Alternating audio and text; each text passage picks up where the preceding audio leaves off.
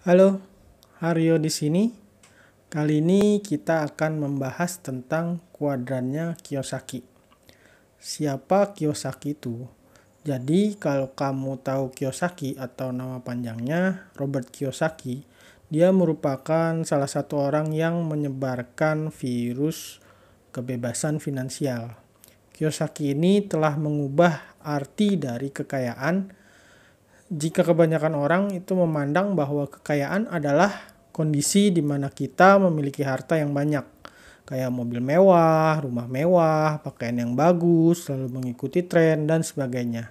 Nah, orang yang kaya menurut Kiyosaki ini bukanlah orang yang seperti itu, meskipun ada juga orang yang memang terlihat seperti itu.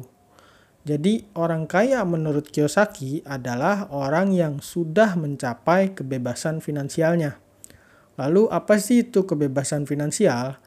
Kebebasan finansial itu adalah kondisi ketika penghasilan pasif kita minimal sama atau bahkan melebihi pengeluaran kita. Lalu, apalagi itu yang disebut penghasilan pasif? Penghasilan pasif adalah penghasilan yang kita terima saat kita nggak ngapa-ngapain. Jadi singkat kata, kita tidur pun kita dapat uang.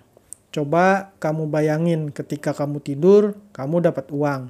Ketika kamu makan, kamu dapat uang. Ketika kamu liburan, kamu dapat uang. Bahkan ketika kamu bengong, juga dapat uang. Jadi, tanpa kamu harus ngapa-ngapain, kamu bisa dapat uang. Warren Buffett, salah satu orang terkaya di dunia, pernah bilang, jika kamu tidak bisa menemukan cara bagaimana menghasilkan uang ketika tidur, maka kamu akan bekerja seumur hidup. Kebayang nggak? Kira-kira enak nggak kalau kita nggak ngapa-ngapain tapi dapat uang? Dan kita juga nggak harus kerja sampai kita tua. Nah, menurut Kiyosaki ini, kamu itu sudah kaya ketika kamu sudah bebas finansial. Dan itu tidak bergantung kepada jumlah uang yang kamu miliki. Semua itu bergantung pada jumlah pengeluaran kamu. Membahas tentang Kiyosaki kurang afdol kalau kita juga nggak ngebahas tentang kuadrannya. Jadi, di dunia ini, jika kita bicara tentang penghasilan atau pemasukan, maka kita bisa membagi menjadi 4 kuadran, yaitu employee, self-employee, business owner, dan investor. Nah, secara garis besar, kuadran tersebut itu dibagi menjadi 2, yaitu kuadran kiri dan yang dihuni oleh employee dan self-employee, dan kuadran kanan yang dihuni oleh business owner dan investor. Pada kuadran kiri, penghasilan mereka itu adalah penghasilan aktif. Artinya kalau mereka nggak kerja, ya mereka nggak dapat penghasilan. Sedangkan pada kuadran kanan, penghasilan mereka adalah penghasilan pasif. Artinya, seperti yang sudah saya jelaskan di atas, tanpa mereka ngapa-ngapain, mereka tetap dapat penghasilan. Saya jelaskan satu persatu dari tiap kuadrannya. Pertama, kuadran E atau employee. Kuadran ini penghuninya paling banyak. Sesuai namanya, kuadran ini dihuni oleh para pekerja, buruh, dan sebagainya. Kuadran S atau self-employee. Kuadran ini penghuninya juga banyak. Contohnya ada freelancer, buruh harian, kuli, dokter, pengacara, programmer, dan sebagainya. Kuadran B atau business owner diisi oleh para pemilik bisnis. Kuadran I atau investor itu dihuni oleh para investor atau para pemilik saham. Apakah orang dari kuadran kiri nggak bisa pindah ke kuadran kanan? Tentu aja bisa. Bahkan ada yang bekerja atau menempati lebih dari satu kuadran. Namun saya sedikit ingin mengoreksi kuadran Kiyosaki ini. Kalau Kiyosaki membagi menjadi 4 kuadran, maka saya hanya akan membaginya menjadi 2 kuadran saja, yaitu kuadran kiri dan kuadran kanan.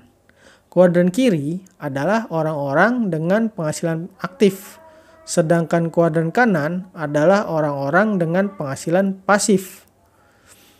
Mengapa demikian? Karena saat ini dunia semakin berkembang dan pengetahuan serta sumber penghasilan pun juga semakin berkembang. Lalu, siapa aja yang termasuk dalam kuadran kiri versi saya? Mereka antara lain pekerja, self-employer, selebritis, influencer, dan pebisnis. Mengapa pebisnis saya masukkan ke kuadran kiri? Karena jika mereka masih disibukkan dengan urusan bisnisnya, lalu ketika mereka berlibur, bisnis mereka malah menurun. Jadi saya tetap memasukkan hal tersebut menjadi penghasilan pasif, karena mereka harus terlibat langsung dengan bisnisnya. Lalu siapa aja yang termasuk ke dalam kuadran kanan versi saya? Mereka adalah investor, dalam hal ini pemilik bisnis yang sudah tidak terlibat pada bisnisnya. Lalu juga pengajar kursus online yang sekali buat produk langsung bisa digunakan secara terus-menerus, penulis dan seniman yang mendapatkan royalti, pemilik kontrakan dan sebagainya. Baik, demikian pembahasan saya tentang kuadran dari Kiyosaki dan kuadran versi saya. Jika ada hal yang ingin dibahas atau yang ingin ditanyakan, silahkan komentar di bawah.